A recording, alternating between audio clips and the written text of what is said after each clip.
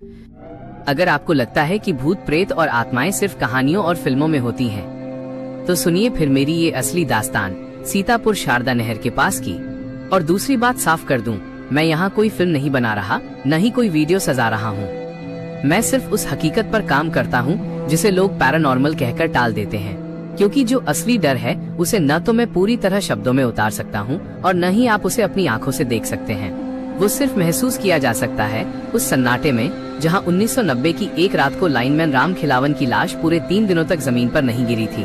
30 feet की ऊंचाई पर बिजली के तारों के बीच उसकी गर्दन एक तरफ टूटी हुई थी। वो बस हवा में ही लटका रहा। लोग कहते हैं कि वो राम खिलावन आज भी वहीं मौजूद है, जिसके पैर कभी मिट्टी को नहीं छूते, वो बस हवा में सरकता है। अब पूरी वीडियो देखिए, क्योंकि इस वीडियो में मैं आपको उस असली डर का पूरा एहसास दिला दूंगा जिसे रमेश ने उस रात महसूस किया था, जब उसकी चलती साइकिल को उस साए ने पीछे से जकड़ लिया था। और अगर आपको ये कहानी अच्छी लगे तो मेरे चैनल को सब्सक्राइब करें, लाइक करें और कमेंट में अपनी राय जरूर दें।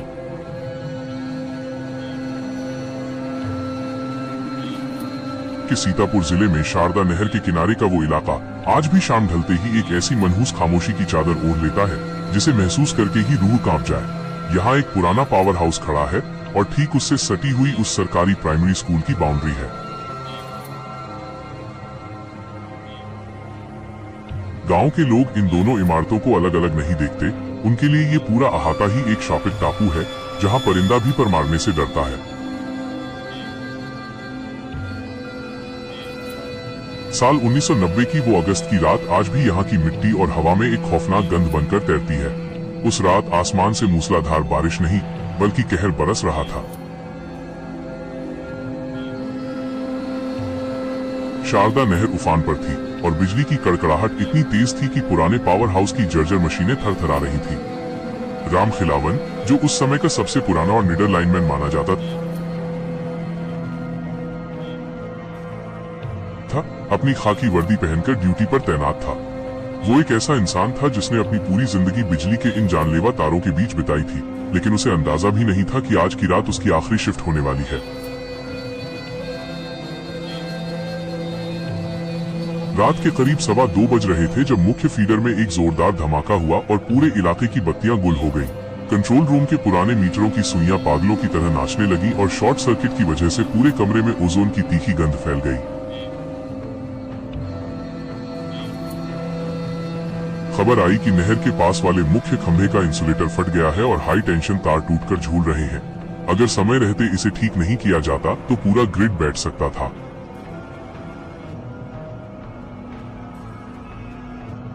राम खिलावन ने अपनी भारी और पुरानी बरसाती ओढ़ी और अपने लोहे के भारी औजारों का झोला कंधे पर लटकाया। उसके साथ 2 सहायक कर्मचारी भी थे, लेकिन उस तूफानी रात में उनकी हिम्मत जवाब दे रही थी। बारिश इतनी घनी थी कि हाथ को हाथ नहीं सुझाई दे रहा था और टॉर्च की रोशनी भी चंद कदम आगे जाकर पानी की दीवार से टकराकर दम तोड़ रही थी।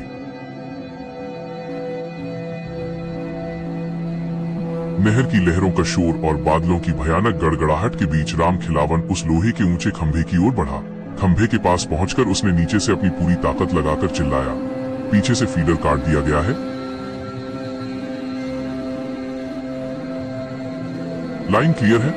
नीचे खड़े सहायक ने बारिश के शोर के बीच हाथ हिलाकर इशारा किया कि सप्लाई बंद कर दी गई है और लाइन पूरी तरह सुरक्षित है। राम खिलावन ने अपनी चमड़े की सुरक्षा बेल्ट कसी, अपने भारी जूतों की पकड़ मजबूत की और उस लोहे के ऊंचे खंभे पर चढ़ना शुरू किया।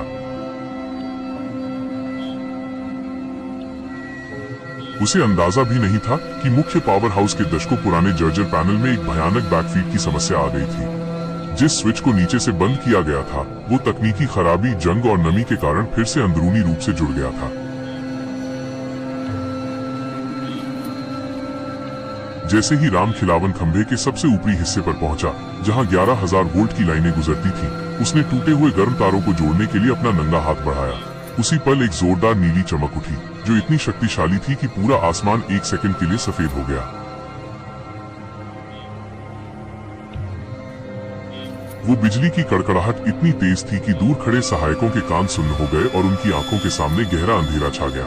राम खिलावन का शरीर एक झटके के साथ उन हाई टेंशन तारों से चिपक गया।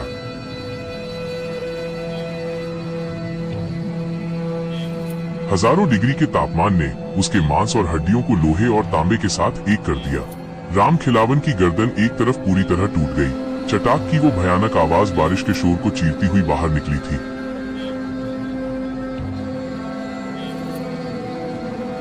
बिजली के भयानक झटकों ने उसके शरीर के भीतर के खून को भाप बनाकर सुखा दिया था, लेकिन सबसे डरावना और रोंगटे खड़े कर देने वाला मंजर अभी बाकी था।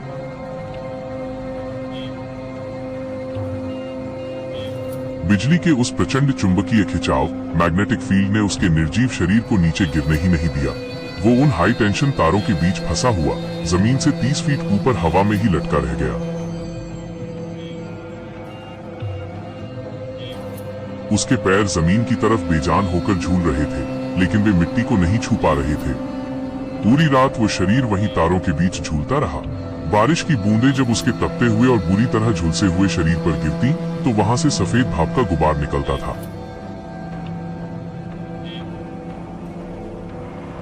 सुबह हुई, सूरज निकला, लेकिन नजारा और भी भयावह हो गया। गांव के लोग जब वहां पहुंचे तो उनकी रूह कांप गई। ऊपर खंभे पर राम खिलावन की लाश झूल रही थी। उसके पैर पूरी तरह जलकर कोयला हो चुके थे और उसकी आंखें खौफ से फटी की फटी रह गई थीं। उन फटी हुई आंखों का रुख ठीक बगल वाले सरकारी प्राइमरी स्कूल की वीरान खिड़कियों की तरफ था।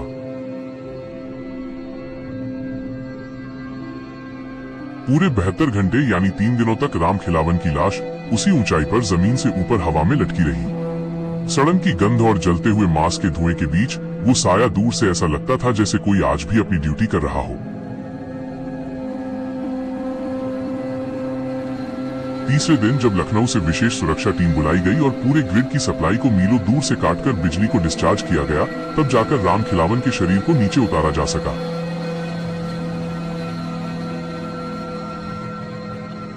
उसकी वर्दी के जलते हुए टुकड़े अभी भी उन तारों में ही चिपके रह गए थे। विभाग ने अपनी इस बड़ी तकनीकी गलती को छुपाने के लिए सारा दोष राम खिलावन पर मढ़ दिया। उसे लापरवाह घोषित कर दिया गया, लेकिन राम खिलावन की रूह उसी 30 फीट की ऊंचाई पर उन तारों के बीच ही कैद होकर रह गई। वो सरकारी प्राइमरी स्कूल जो खंभे के ठीक बगल में है, दोपहर के 4 बजते ही जैसे ही आखिरी टीचर ताला लगाकर निकलती है, वो पूरी तरह लावारिस और वीरान हो जाता है।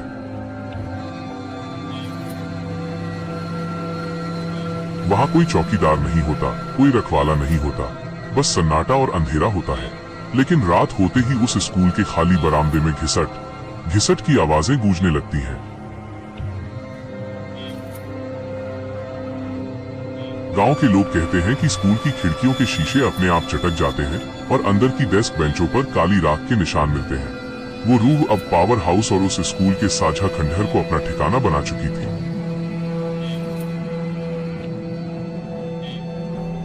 समय बीता और साल 2014 की वो सर्द रात आई। रमेश, जो खुद एक बिजली मिस्त्री था, रात 11:30 बजे अपनी साइकिल से उसी नहर वाले रास्ते से गुजर रहा था।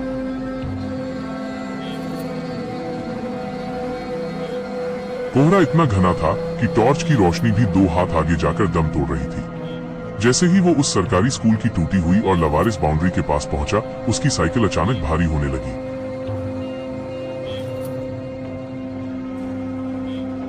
उसे लगा जैसे कोई पीछे से उसे धीरे धीरे खींच रहा है। उसने नीचे उतरकर टॉर्च जलाई, पर वहां कोई इंसान नहीं था। अचानक हवा में एक अजीब सी सड़न और जलते हुए रबर की गंध फैल गई। तभी उसे स्कूल के उस वीरान बरामदे में, जहां कोई रक्षक नहीं था, एक साया दिखा। उसने टॉर्च की रोशनी घुमाई तो देखा कि कोहरे के बीच एक आदमी खाकी वर्दी में खड़ा है।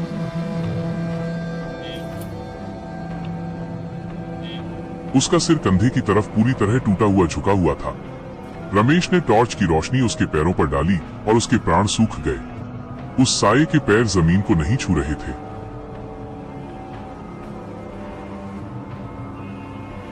वो मिट्टी से 1.5 फीट ऊपर हवा में तैर रहा था। वो साया बरामदे के एक छोर से दूसरे छोर तक बिना किसी आहट के सरक रहा था। रमेश को महसूस हुआ कि वो साया स्कूल की खिड़की से निकलकर सीधे पावर हाउस के उसी खंभे की तरफ जा रहा है जहां उसकी मौत हुई थी।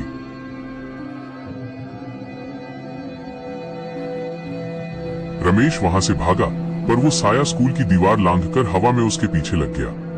घर पहुंचते ही रमेश को 106 डिग्री का बुखार चढ़ गया।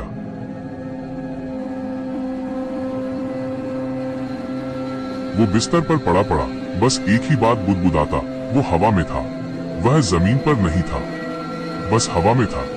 रमेश के शरीर पर बिजली के तारों जैसे नीले निशान उभर आए थे।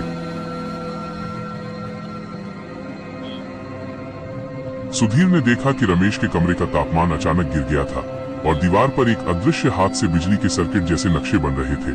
सुधीर को अब यकीन हो चुका था कि रमेश के शरीर पर जो नीले निशान उभर रहे हैं वे कोई बीमारी नहीं बल्कि उसी 1990 के हादसे की गूंज है। वो समझ गया था कि राम खिलावन की रूह उस सरकारी प्राइमरी स्कूल और पावर हाउस के मलबे में किसी ऐसी चीज की तलाश में है जो उसे इस तड़प से आजाद कर सके। सुधीर ने तय किया कि वो उस रिकॉर्ड रूम में जाएगा जो पावर हाउस के बेसमेंट में सालों से बंद पड़ा था।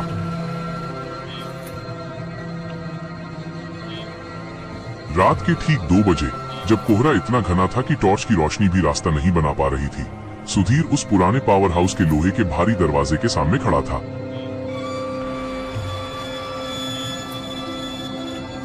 दरवाजे पर लगा जंग लगा ताला एक ही झटके में टूट गया, जैसे वो खुद किसी के अंदर आने का इंतजार कर रहा हो। जैसे ही सुधीर अंदर दाखिल हुआ, उसे महसूस हुआ कि वहां की हवा बाहर के मुकाबले कई गुना ठंडी और भारी थी।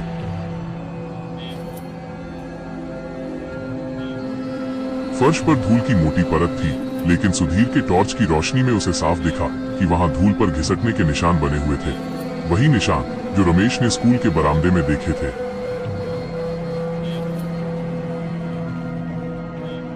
वो सीढ़ियों से नीचे बेसमेंट की तरफ बढ़ने लगा। सीढ़ियां इतनी संकरी और ढलान वाली थीं कि सुधीर को लग रहा था जैसे वो सीधे जमीन के अंदर किसी कब्र में उतर रहा हो। नीचे पहुंचते ही सड़े हुए कागजों और बिजली के जलने की वही तीखी गंध उसके नथनों से टकराई। रिकॉर्ड रूम का दरवाजा आधा खुला था। सुधीर ने जैसे ही अंदर कदम रखा, उसकी टॉर्च की रोशनी एक अलमारी पर पड़ी। वहां हजारों फाइलें धूल फांक रही थी, लेकिन एक दराज अपने आप धीरे से बाहर की तरफ सरक गई। सुधीर ने कांपते हाथों से उस दराज के अंदर हाथ डाला। वहां एक पुरानी आधी जली हुई फाइल रखी थी जिस पर लिखा था घटना रिपोर्ट, अगस्त 1990, राम खिलावन। सुधीर ने फाइल खोली तो उसके अंदर का सच देखकर उसका खून सूख गया। फाइल में लिखा था कि उस रात लाइन क्लियर का जो संदेश दिया गया था वो कोई तकनीकी गड़बड़ी नहीं थी, बल्कि एक सोची समझी साजिश थी। उस समय के एक बड़े अधिकारी ने अपने फायदे के लिए फीडर को दोबारा चालू करवा दिया था, ये जानते हुए भी कि राम खिलावन ऊपर तारों पर है।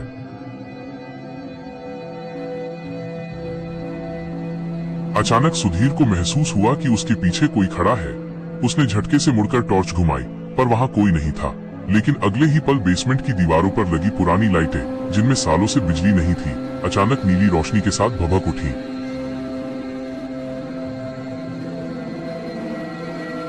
पूरा कमरा उस डरावनी रोशनी से भर गया। सुधीर ने देखा कि रिकॉर्ड रूम के कोने में वही खाकी वर्दी वाला साया खड़ा था। उसका चेहरा अब साफ दिख रहा था, झुलसी हुई खाल, फटी हुई आंखें और वो गर्दन जो एक तरफ लटकी हुई थी।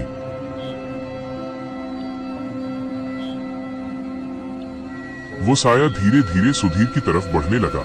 वो चल नहीं रहा था, वो हवा में तैर रहा था और उसके पैर जमीन से 1 फीट ऊपर थे। सुधीर के पैर जैसे जमीन में जम गए थे। वो साया सुधीर के एकदम करीब आया और अपनी फटी हुई आवाज में फुसफुसाया, टाइम अभी भी क्लियर नहीं है।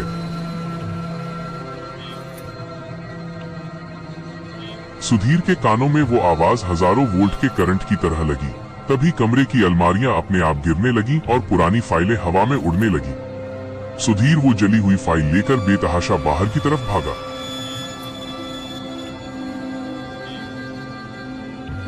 उसे लग रहा था जैसे पूरा बेसमेंट उसके ऊपर गिर जाएगा।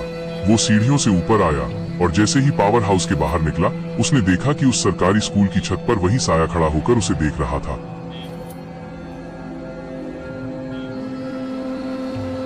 सुधीर घर पहुंचा और उसने वो फाइल रमेश के सिरहाने रखी। जैसे ही फाइल रमेश के बिस्तर के पास आई, सुधीर के हाथ कांप रहे थे जब उसने वो जली हुई पुरानी फाइल रमेश के बिस्तर के बगल में रखी। उस फाइल के पन्नों से निकलने वाली गंध बिल्कुल वैसी ही थी जैसी रमेश के शरीर से आ रही थी, सड़े हुए मांस और बिजली के जलने की तीखी गंध।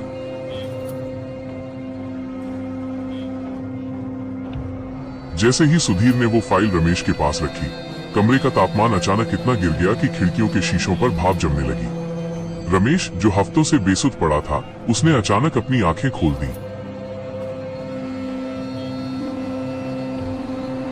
उसकी आंखों की पुतलियां पूरी तरह सफेद हो चुकी थीं और वो छत की तरफ देखकर कुछ बुदबुदाने लगा। सुधीर ने कान पास ले जाकर सुना तो उसके रोंगटे खड़े हो गए।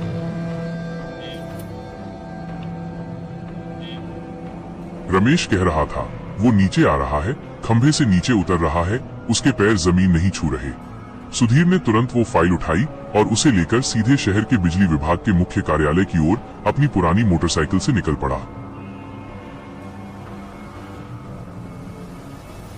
रात के 3 बज रहे थे और नवंबर की उस ठंड में कोहरे की चादर इतनी घनी थी कि मोटरसाइकिल की हेडलाइट भी रास्ता नहीं देख पा रही थी। सुधीर को ऐसा लग रहा था जैसे रास्ते के दोनों तरफ खड़े पेड़ उसे घूर रहे हैं और हवा में वही हूं की मशीनी गूंज उसका पीछा कर रही है।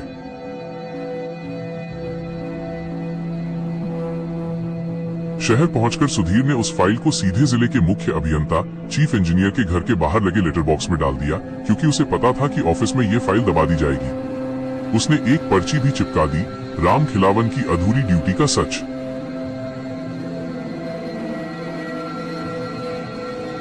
जैसे ही उसने वो फाइल छोड़ी, उसे महसूस हुआ कि उसके कंधे पर रखा वो भारी बोझ अचानक हल्का हो गया। लेकिन असली खौफ अभी शुरू होना बाकी था। सुधीर जब वापस गांव की तरफ लौट रहा था और उसी नहर वाले रास्ते पर पहुंचा तो उसकी मोटरसाइकिल अचानक बंद हो गई।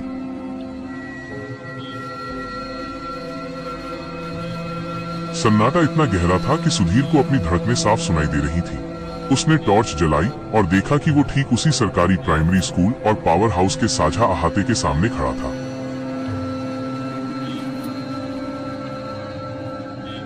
स्कूल की बाउंड्री वॉल पर जमी काई और दरारें उस नीली रोशनी में चमक रही थीं, जो पास के उसी ऊंचे खंभे से निकल रही थी। सुधीर ने देखा कि स्कूल के बरामदे में जहां कोई रक्षक या चौकीदार नहीं होता, वो खाकी वर्दी वाला साया खड़ा था।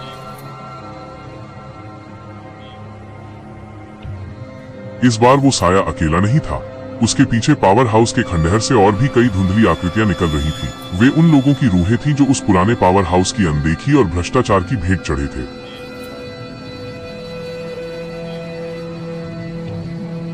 राम खिलावन का साया धीरे धीरे सुधीर की ओर बढ़ा। वो जमीन से 1.5 फीट ऊपर हवा में तैर रहा था।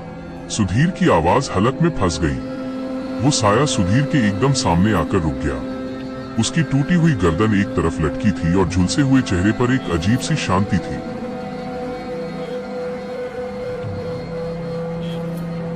उसने अपना हाथ सुधीर के माथे के करीब लाया। सुधीर को लगा जैसे हजारों वोल्ट का करंट उसके दिमाग से गुजरा हो। उसे एक विजन दिखाई दिया। 1990 की वो रात, वो भ्रष्ट अधिकारी जिसने जानबूझकर फीडर चालू किया था, और राम खिलावन की वो आखिरी चीख जो बादलों की गड़गड़ाहट में दब गई थी। अचानक वो साया पीछे हटा और हवा में विलीन होने लगा। उसी पल पावर हाउस के उस मुख्य खंभे पर एक जोरदार धमाका हुआ और वो खंभा जड़ से उखड़कर नहर के पानी में जा गिरा। धमाके की आवाज इतनी तेज थी कि पास के सरकारी स्कूल की छत का एक हिस्सा ढह गया। सुधीर ने देखा कि उस मलबे के नीचे से एक पुरानी नेम प्लेट निकलकर बाहर आई, जिस पर राम खिलावन माइनस लाइनमैन लिखा था। सुबह होते ही खबर फैली कि शहर में उस फाइल के मिलते ही जांच शुरू हो गई है और उस पुराने भ्रष्ट अधिकारी को सस्पेंड कर दिया गया है।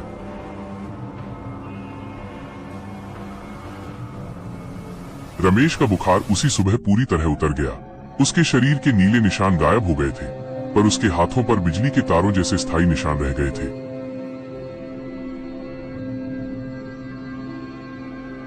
रमेश अब ठीक है, लेकिन वो उस दिन के बाद से कभी बिजली का काम नहीं कर पाया। सुधीर और रमेश ने मिलकर तय किया कि वे दोबारा उस नहर वाले रास्ते पर कभी कदम नहीं रखेंगे।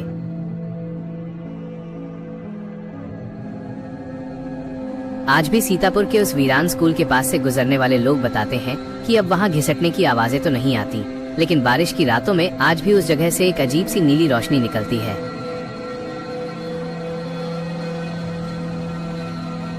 वो सरकारी स्कूल आज भी लावारिस पड़ा है।